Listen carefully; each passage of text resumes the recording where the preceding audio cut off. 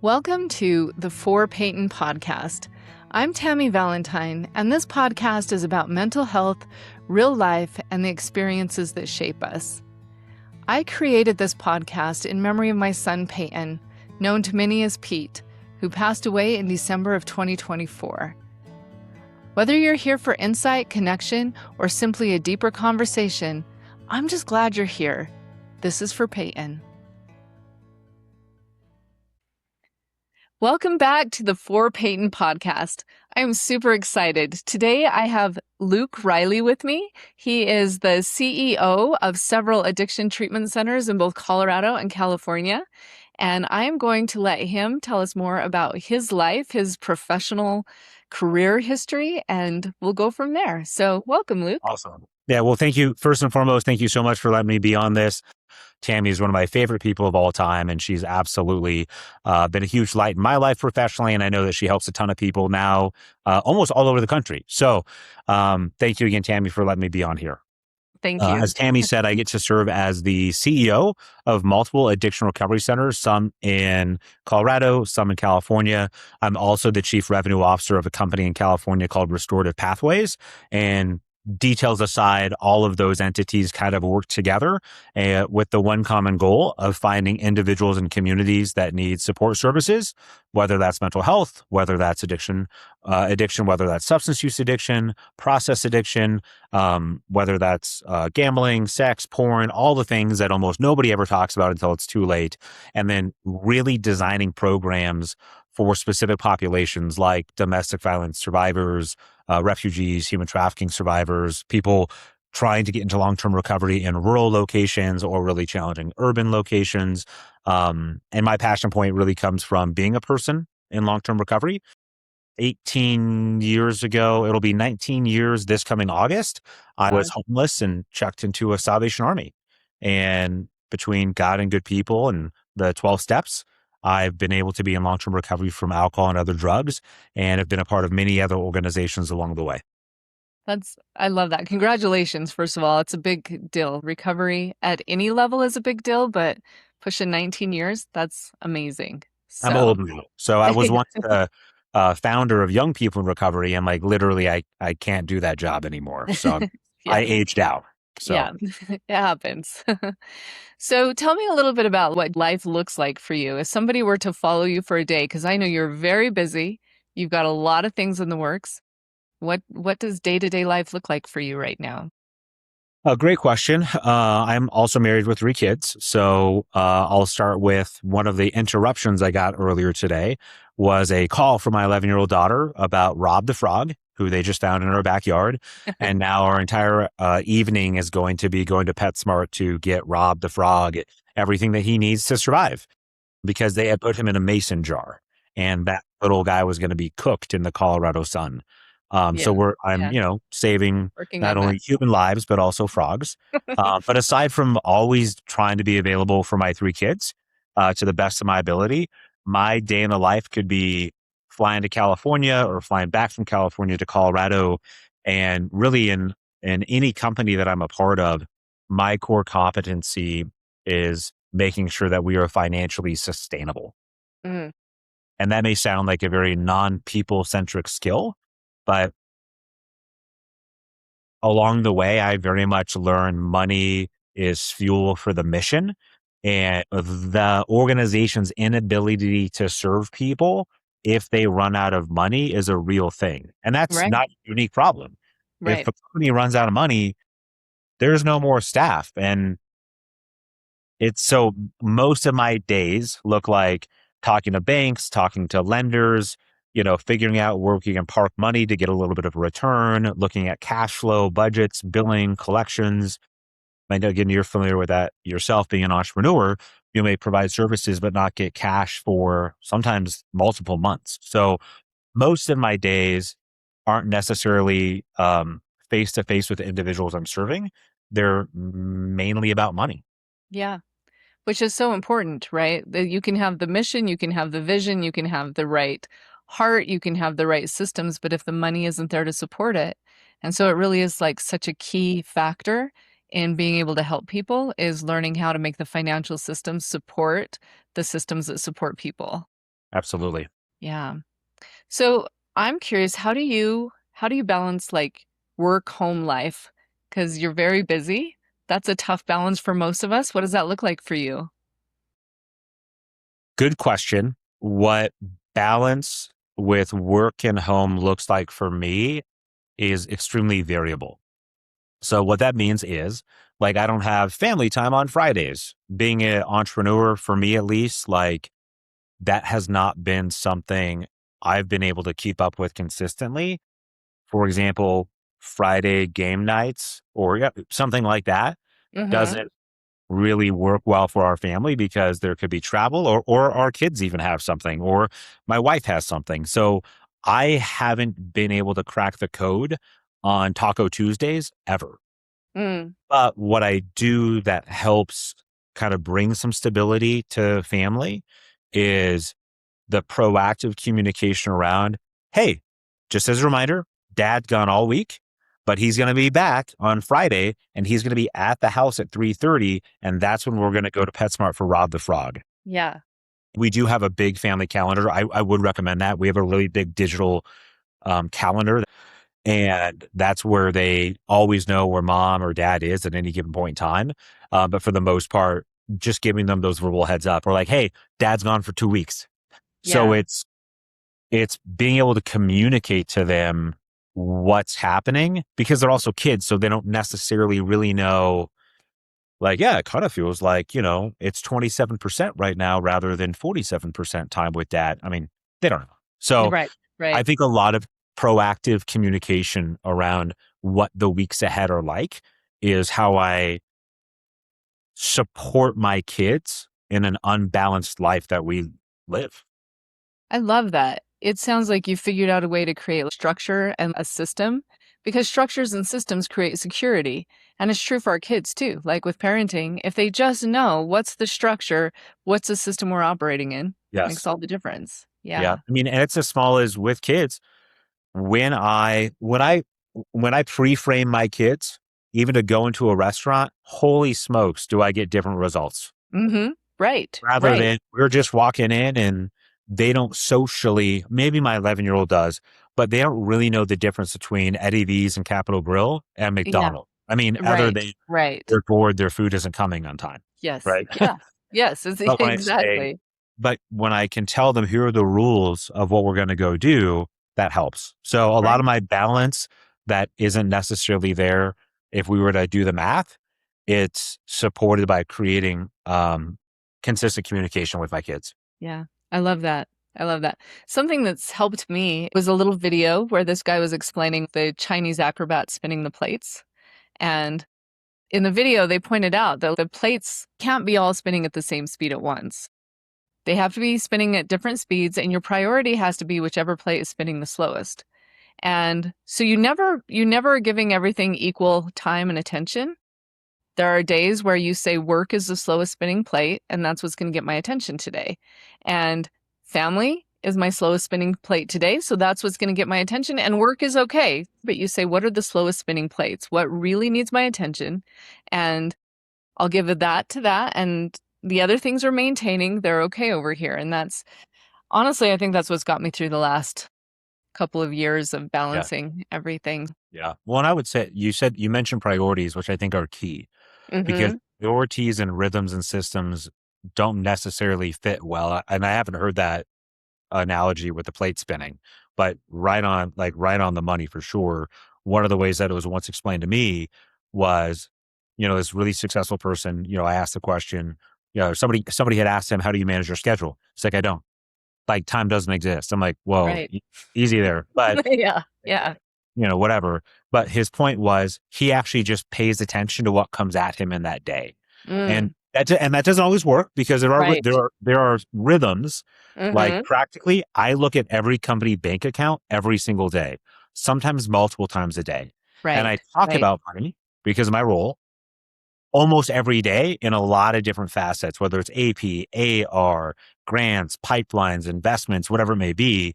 Those are daily habits, right? Daily rhythms. But Right. priorities is I once had a colleague fly in just to meet with me for a whole day. We are 3 minutes into a meeting.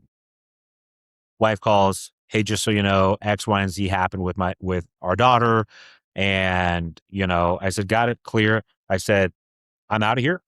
I'm not coming back for the rest of the day. I'm driving to my daughter's school immediately, and I will call you as soon as I can. My Yeah. priority is very clear, and Right. my daughter's mental health supersedes anything that I could ever be involved with professionally. I like that idea of creating systems and structures and rhythms, but then keeping your eye on the priorities the whole time. You have held a ton of leadership positions, Mhm. multiple, CEO, multiple different companies. Where do you see mental health showing up in good ways and bad ways? Let's just talk about mental health in the leadership positions that you've had. Leadership can sometimes feel like it's that kind of squishy extra. Companies only pay attention to leadership when they have some extra money or a grant for training dollars. But if I was down to my last dollar in any business I've ever been in, and I've been in this situation more than once, is I invest that dollar in leadership because it's leadership, it's communication, it's follow through, it's lack of clarity and vision. It isn't, it, it's showing up as marketing's not working. It's showing up as donors aren't donating. It's showing up as collections are slow. It's showing up as a low census or low customers on it. It it's showing up in our business with KPIs and every other fancy term you want to use. But what is behind all those KPIs? I say that because leadership at its core has been either the make or break at any company I've ever been a part of. And Mhm. that looks like communication. That looks like a lack of healthy mental health. That looks like a lack of self awareness. It has been the reason why companies fail or succeed is leadership. In your years of like growing in your career, what have been some of your best examples of good leadership? Hmm. I don't think working hard ever goes out of style.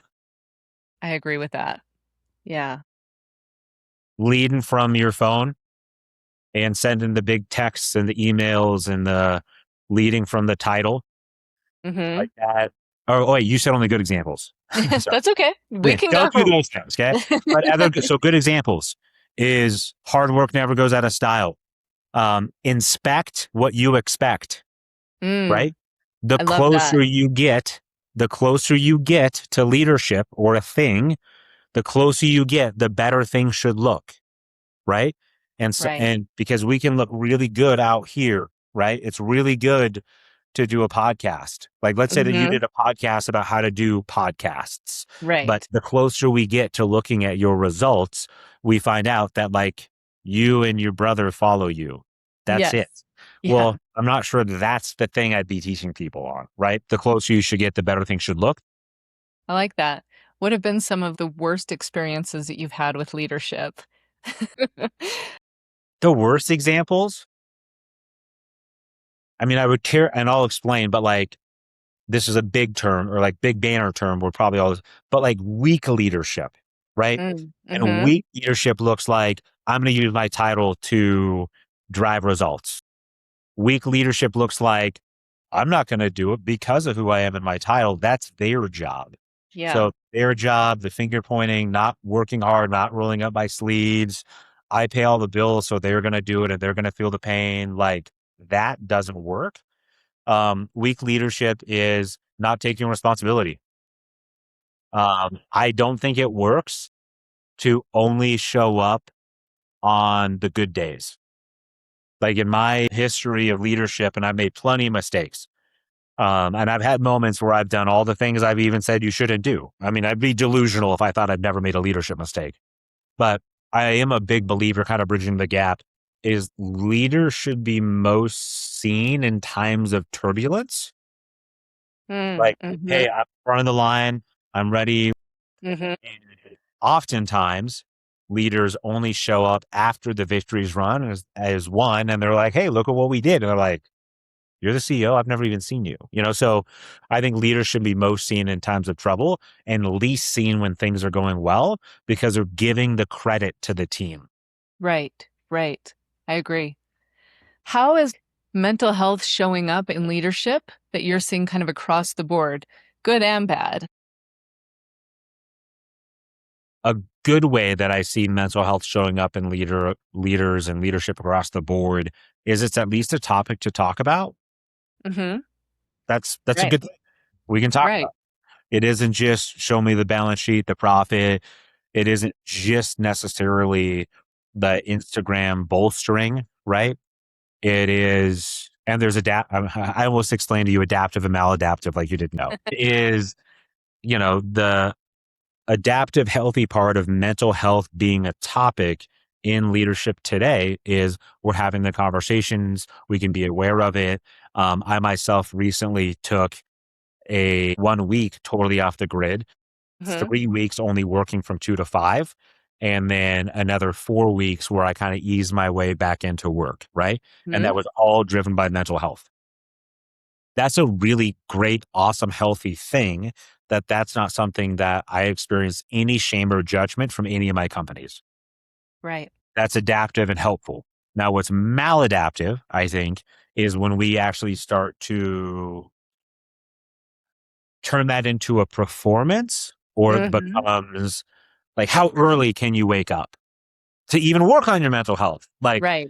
no, it's like, dude, I mean, if you wake up early, good for you. But like, I don't think you have to wake up at 3 a.m., dunk your face in a cold pool, run 75 miles, you know, pet a three-legged dog, and then have all your chat GPT emails caught up by 6:06 a.m. And that's Yeah. mental health. I think that mental health monitoring or whatever can become a little performative, or that's where it becomes Mm-hmm. maladaptive. I want to show my mental health when it should be something that I think is experienced. Can you share, if you feel comfortable, a moment that mental health has really showed up for you in your work or in your life? Sure. I mean, there are many. Um, but even most recently, so I have bipolar type 2. That's something that I was diagnosed with when I was 19. I ignored that for a long time, which honestly is kind of a frustrating emotional thing. That is a direct recommendation that I'm giving people that if you are, um, if, healthcare professionals that you trust give you feedback and or results or diagnoses, more than once, I would encourage folks to check it out, get a third, fourth opinion if you need to. Be wise, consult people. Just in my own personal lived experience, I can tell you that I wish I would have paid attention to that sooner. Uh, Bipolar 2 has shown up for me, particularly untreated, in sometimes the inability to manage my entrepreneurial prowess. And Mm. that's a really fancy way to talk about, as an entrepreneur, like you have to have a little bit of a high tolerance for risk, but Mhm. that tolerance for risk or risky behavior actually only goes up higher and higher and higher the more, again, you're a professional, I'm not in that stuff, right? But I will tell you that managing my bipolar 2 along with my substance use disorder, addiction recovery, and other process addictions and my ADHD is like, without having those as badges or performative, is like Right. just like, dude, y- um, I will say for the first time and probably maybe ever is I am actively working, and they, sometimes say like, don't preach on something you're not through yet, but here I am doing it anyway. That's okay. For transparency purposes, is I am actively working through a cool belief set where I could actually believe that on my own, regardless of all the things I do and all the titles and all the leadership, that I deserve the opportunity to be healthy. Mm. Full stop. Not because I'm a dad, not because I'm a CEO, not because I'm a good guy or a bad guy, or because I have a diagnosis or multiple diagnoses or however you say that, is I just deserve the shot to be healthy. Yes. And that is pretty cool, kind of new. Um, Right. for me, I'm like, okay, well, I'll get healthy so I can do more. And like, then I'll Mhm. CEO of like another company. It's just like, actually, like, I've never said this before publicly, like learning that I am not what I do. Yeah. Like that's Yes. interesting, right? Because there Mhm. is calling, right? So I don't have all the answers to these things, but um because there is like the matter of being called to do something, being built for a Right. purpose, right? Right. But actually my pastor often says, which I'm now understanding more and more, I always thought it just sounded cool, but he's like, you have to know who you are before you can do what you do, right? Mhm. Uh, but I really am starting to get that in like a really deep way that I am enough, period, even before my calling or titles or responsibilities, even as a father, as I said, that I am just simply enough to like that is enough of an answer to take my mental health seriously. I think that's probably where I landed, when I did leave Hope in the Valley. I was kind of at a point like, I've got to find myself, I've got to figure this out, and not, like, find myself in the pop culture trendy kind of Sure, way, sure, sure. but I had just gone through losing my son, losing my mom. I was, so many things happening, and my whole life had been about doing. And I finally just stopped and said, "Who am I, and how do I want to show up in the world?" And at the end of the day, that answer was, I wanna show up authentically, not Yeah, performatively. yeah. And I'm not good at that yet. I am learning that it's not all a performance. I mean, I'm at the precipice of that and doing a lot of work every week. And grateful for the folks that are helping me through that. So it's good. Yeah.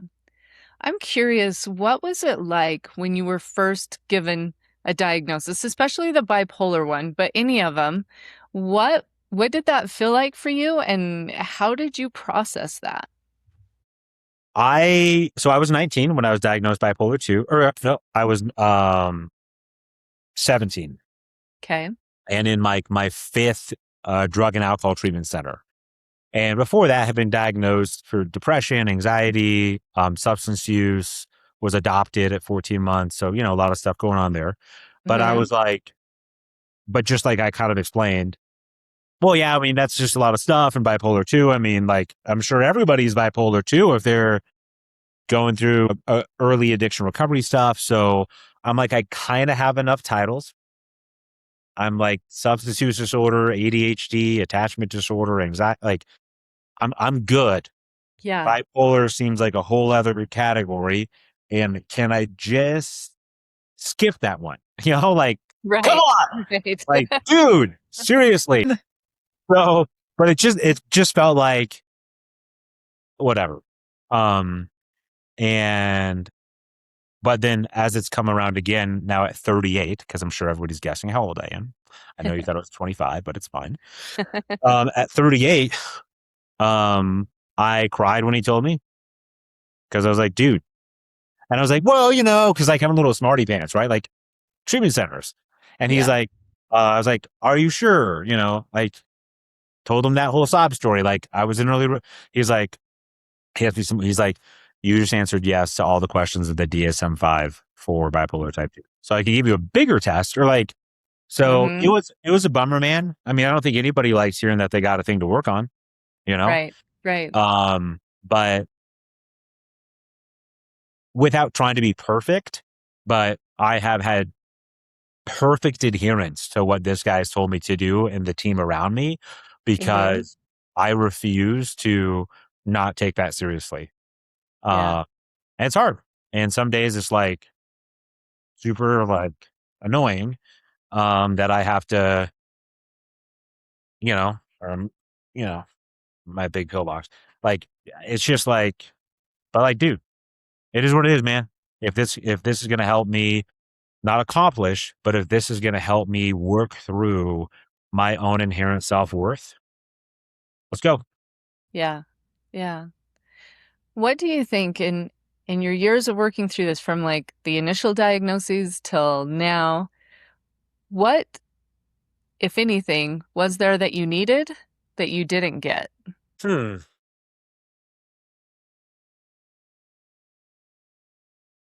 I was it's all relative, but very grateful, guy to good people. Like, I've been wildly successful. I've also made huge mistakes and have not won everything, or I've had many losses. Okay. But my wild success and then my lack of rigorous honesty around where I was struggling created the perfect storm. Mm. Because I don't know, no need to answer, but I don't think when you met me, you're like, oh yeah, diagnosed bipolar, undiagnosed, untreated, bipolar 2. He's going to slam into a brick wall one day. It's probably just like, wow, that's a lot. Seems like he's a good guy and Yeah. oh, seems successful. Moving Right. on. So I was Exactly. able to kind of like hide in plain sight of success, which Mm. was not good for me, honestly. Mm. I was, that was probably almost it. Maybe I don't know if it was the worst for me, but it was not good for me. Mm-hmm. But it is what it is. And so I don't know if I didn't get anything, because me taking responsibility for that, I was not honest and I was not, honest with where I was struggling. And so again, just suggestions for others, talk about it sooner, man. It's totally worth it to start getting help in Yeah. any area, in Right. leadership, Right. and like, hey, if your business is like failing, just talk to somebody about it. Right. Right. If you're having trouble with your kids, talk to somebody about it. If you don't know what to do with a business partner or an employee, or I don't know, you don't know how to do laundry, talk about it. You know what I mean? Right. Like, we're all human, dude. I've not met anybody who's got it all figured out, man. Yeah. So What do you think are some of the biggest barriers to people talking about some of these things that they need to talk about, they want to talk about, but they don't quite know how to bring it up? What causes that inability to bring it up in the first place? internal and external stuff, and then maybe family of origin. Again, not trying to do your job, but No. like, no, That's there's like great. they have fear. Their internal fear, their internal, they're going to judge me. And then there is the external, like, yeah, some people will. Some people are like, I don't care about your bipolar 2 sob story in these areas of your life. You messed up and I don't care. Yeah. So get Yeah. ready because you're going to meet some critics. And so there's external reasons that would, there's just stigma. There's just stigma around mental health and substance use Right. disorder. I did say earlier, having been in the field for almost 20 years now, there's been progress, but different communities and, different cultures and subcultures have different stigmas around mental health and addiction. Right. So, and with, family of origin stuff, like boys will be boys. Who cares if they drink? Well, Yeah. so I think that there's a lot of reasons that are very real why people don't speak up sooner. Right. Right. So for you, is there a specific turning point? Especially like if we kind of shift to addiction, but Yeah. was there a specific turning point where you were like, okay, this is my rock bottom, or was it more of just a process? How did you land where you are now, and what was the turning point in that process? There were three significant events that I'll be brief about, but I think it's important to label the three because sometimes I think that we look for that one event.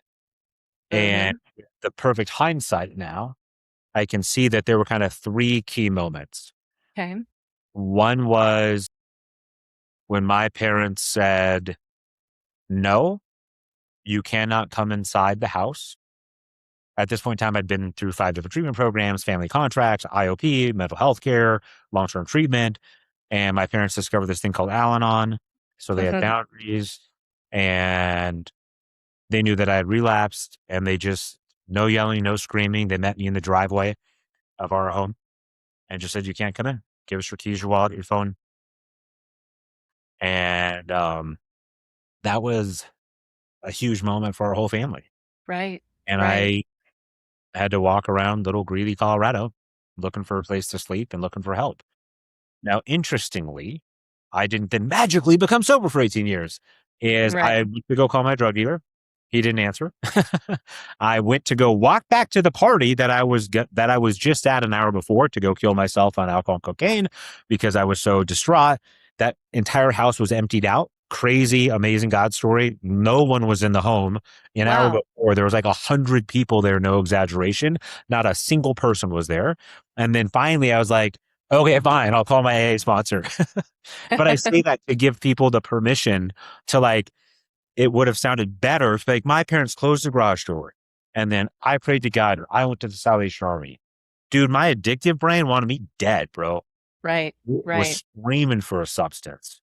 Um, and God really took care of me there.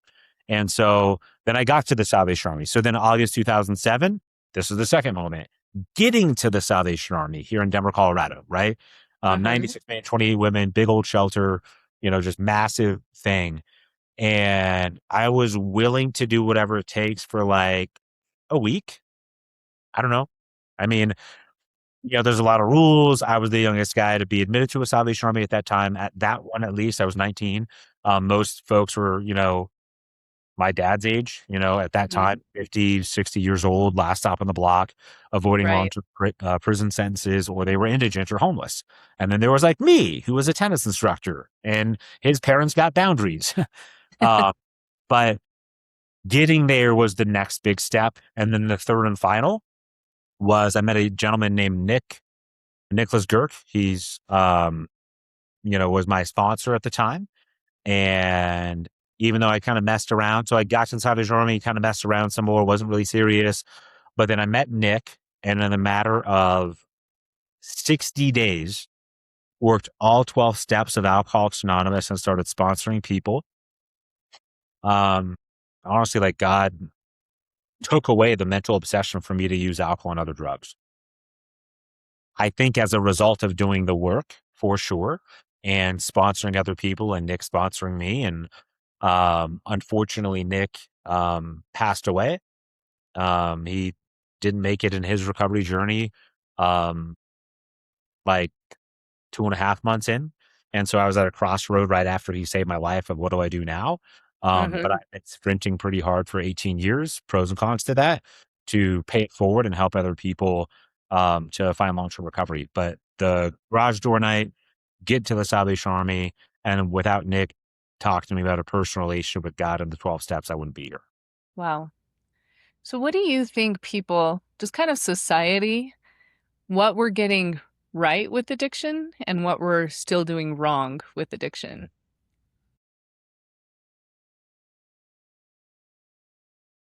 Overall, there is less stigma around certain types of addiction. And I think that's predominantly alcohol is much more socially acceptable to be an alcoholic. And like you post, hey, I'm going to go sober. And people are like, oh my gosh, you can do it. Right. Um, Opioids, synthetics, meth, fentanyl, like it's a little bit like it's really good. Like, glad you're not doing that anymore, but kind of like that was extra bad that you did that. Mm, Glad you're not dead, but like, I mean, yeah. that's gross, you know? Um, and then process addictions are in third and final place. Yeah. I agree. There's like this is a made up percentage, but there's like 1 or 2% of people that would cheer somebody on for getting into sex addiction recovery. They'd be Mm-hmm. like, what does that even mean? Right. Right. And can you be around everybody safely? Like, what? Yes. Yeah. Yes. So sex, porn, gambling. We usually don't even say those three words. Maybe gambling if we're Right. going to Vegas, Right. right? And so though image management, control. Like if I were to create a treatment center, like a brand new one tomorrow, or a new 12-step fellowship, would be control, like Controlaholics Anonymous. I think that's Mm, extremely important. And I would be the poster child for that. At the root of a lot of my substance use and me too. Yeah. process addiction stuff is control in so many ways. Uh, Mm-hmm. so I think that society is doing slightly better at accepting addiction as as a Thanksgiving dinner topic of conversation, but it's still Mm-hmm. pretty myopic compared to the wide array of addictions, both substance and Yes. process. Um, this is not a political statement, I promise. I mean, I've worked with both Democratic and Republican leaders. Like historically, most people know that or whatever. Google it. Mm-hmm. Um, I think this administration is really trying in this area. Like I like the Great American Recovery Act. Um, Mm-hmm. Mm-hmm. I think that's pretty awesome. I just had a call with a government agency literally earlier this week that is targeted on rural Colorado to figure out how to not only have long term recovery, but in order to have long term recovery, you know what they're looking at doing is funding long term treatment. They're Right. looking at funding mechanisms to support people in long term treatment and recovery over a multi year process. That is like living on Mars, Right. day Right. residential stay. Yes. Yes. Because I those mean, of that us that is, have worked in this field, we can see like, hey, the 30 days, like that's just it's just you're just getting out of the blocks with your recovery. Like you're there's and then we're just like, all right, good luck. I agree. I agree with yeah. you completely on that. Yeah. And then I have another huge one, and this is a total personal passion point. So I think with so much passion that the commercialization of marijuana is one of the most short sighted things our country has done in recent history. The Mm, reason I say that is because, thank goodness people can't chat live. They're like, oh my gosh, we knew it, this entire thing. The right. reason I say that is there's commercialization, there's decriminalization, there's legalization, there's Mm-hmm. even normalization. Okay. Right. So I have no issue with if somebody I have no more of an issue if somebody wants to smoke weed than have a drink of alcohol. Right. Right. You do you. I'm the last person that's going to judge a substance use behavior. Okay. Mm-hmm. However, in order to have that um, widely available to everyone, right? So Mm-hmm. we already have amazing life saving treatment, marijuana drugs that have gone through the FDA process. Do them all. Go for it. If you need medication from a pharmacy and it has anything to do with marijuana, please do it. Right. But medication from a gas station, not a thing. Right. Like we don't Right. have an Advil dispensary, right? We don't have special stores that we don't have Robitussin dispensaries. These are things Right. that we go to the pharmacy to get prescriptions for, right? And to Mm-hmm. cut to the chase with, and again, decriminalization, I don't think people should be arrested for this stuff or any of those things, but commercialization specifically. So you just look at the model of how they commercialize cigarettes, Mm-hmm.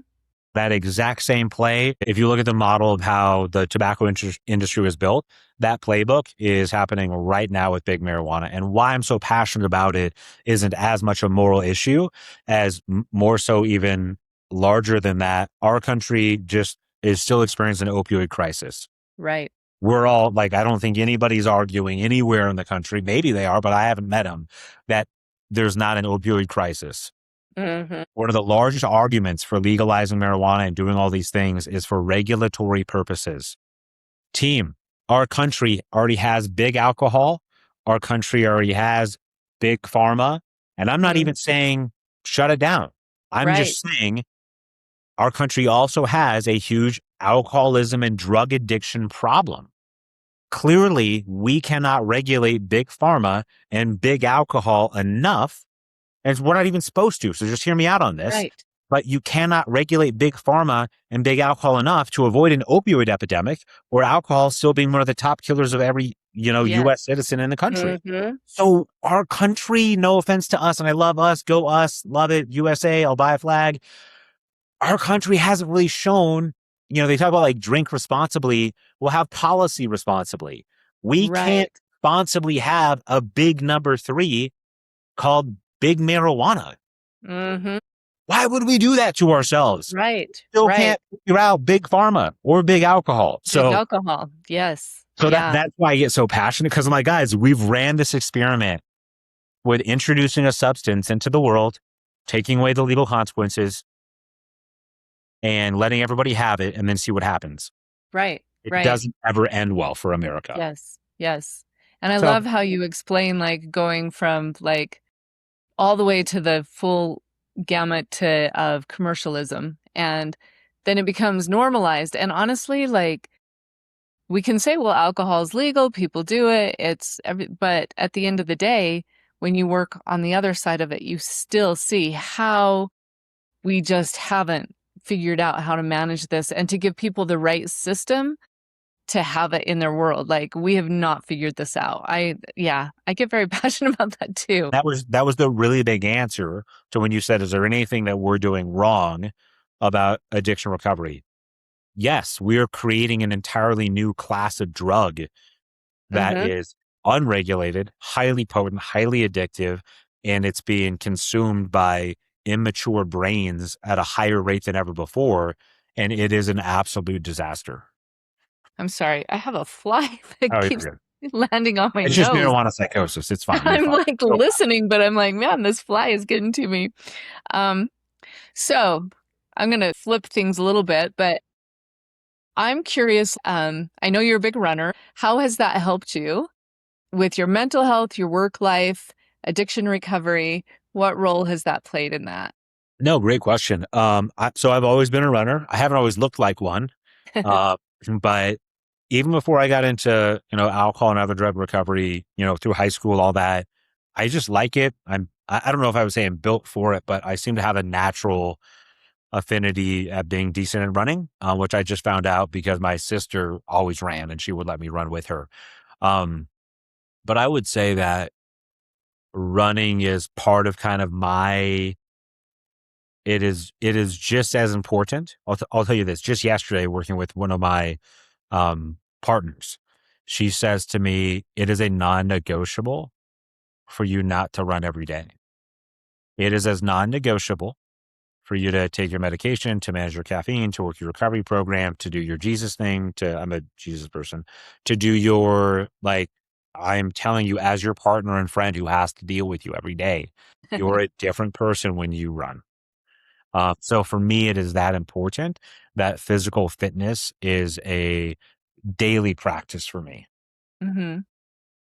That's awesome. You know, side story, you'll appreciate this. I I learned that I was a good runner when I was a senior in high school. We they were one girl, oh, this fly. They were one girl short on the cross country team to make a full team. So the coach lived right across the road from me and I would go for a run every day. Um, so he recruited me. I went out, found out, I wasn't like the best at it, but I also wasn't terrible. I was a pretty good Yeah. runner. So I Yeah. ran cross country, and as a team, we qualified for state. I qualified individually. And then the day that we were supposed to leave, I got in a fist fight at school and got suspended and never ran in the state meet. So that's my Wow. running You're kind career. of a rebel. Yeah, like it was as I like on a lot of levels, I was a pretty like I played it pretty safe as a kid, but I was suspended twice for fighting. So, and they were big fights. Like we were not talking little. I mean, I was scrappy. So, yeah, that was my running career. I still run. I still enjoy it, but With no fights. That's yeah, good. yeah, but I don't fight people anymore. So, Good. what would you say is like your most unusual form of self-care? I don't know if it's unusual, but um, two things come to mind. I just love Netflix, dude. Like, so I don't watch sports. I love Netflix, man. Like, Yeah. I have probably listened to The Office or Seinfeld or Friends. Those are the three I oscillate around every single night for the last 16 years. Yeah. Drives my wife nuts because there's Oh, just in the on my phone and it's yeah. just cycling through. I do the same thing. I'm The Office and Parks and Rec There you go. and Brooklyn Nine-Nine and Modern Family. Like those are mine Yes. that I cycle through. Yeah. Yeah. I And leave it on all night. yep. And Yeah. and then the other one is kind of like running, but like particularly like shout out to Salida, rural Colorado, all the things. Like I just love climbing a 14er. Like Yeah. Nice. like my weirdest self-care, or that was a question, self-care kind of, Uh-huh. is going and doing something physically impossibly exhausting. Right. That's an ADHD thing, I think. I'm Oh, very ADHD and like we process through movement. And so, like As I it's jump around on your right, podcast. right. Yeah, yeah. Yeah. We process through movement and sometimes that isn't always understood by everybody. That is like nervous system regulation, that movement. It's Yeah. crazy how much it helps. Yeah. Yeah. So one more question. You can answer this for leadership or mental health, but what is the worst mental health or worst leadership advice you've ever been given? The worst leadership advice or the worst mental health advice? I mean, Or I've worked both? with so many bad leaders. It's tough to just pick one, but I guess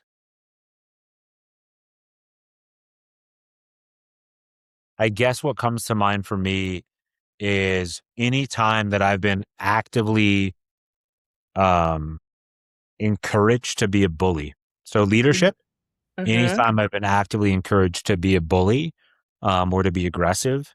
Because to be strong and courageous doesn't mean a bully or mean or aggressive, I right? agree. Yes. I think that I'm communicating strongly and courageously now. And that Mm-hmm. is not demeaning anyone. That's not, I mean, I don't know.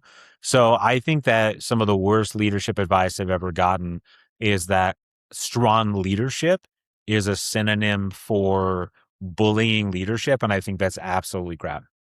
Yeah. Yeah. I agree. I love that actually. Yeah. And bonus bad mental health advice is when people just say tough it out. Right. I agree. Yeah. Get over it, tough it out, heard it, been there, done that.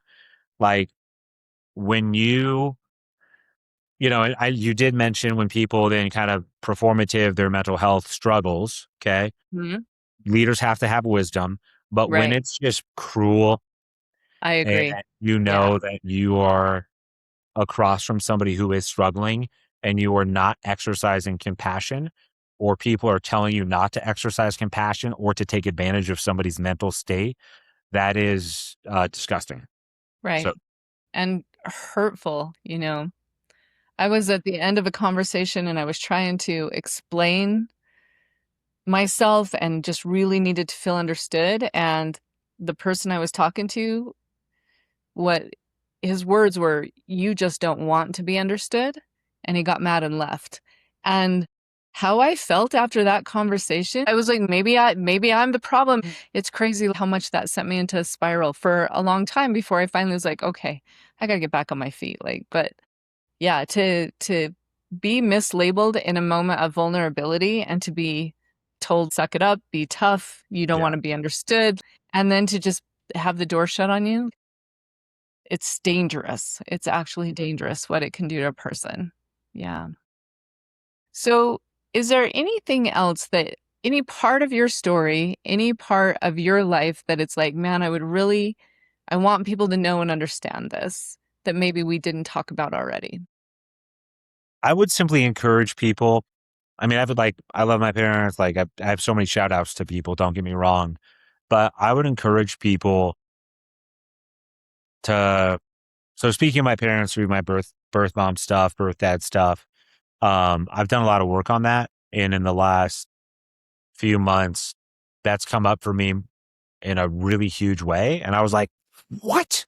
Like, I really did for multiple years work through this stuff like Mhm. 7 years ago. And like, why is it here again? Right. Like, my mind was truly blown. Like, I was in a session with one of my trauma therapists and I was like, seriously, I've actually worked through all this. So like, I know you want to talk to me about that, but and I appreciate it. Don't want to close the door, but I'm healed in Right. that area. And she's like laughing at me.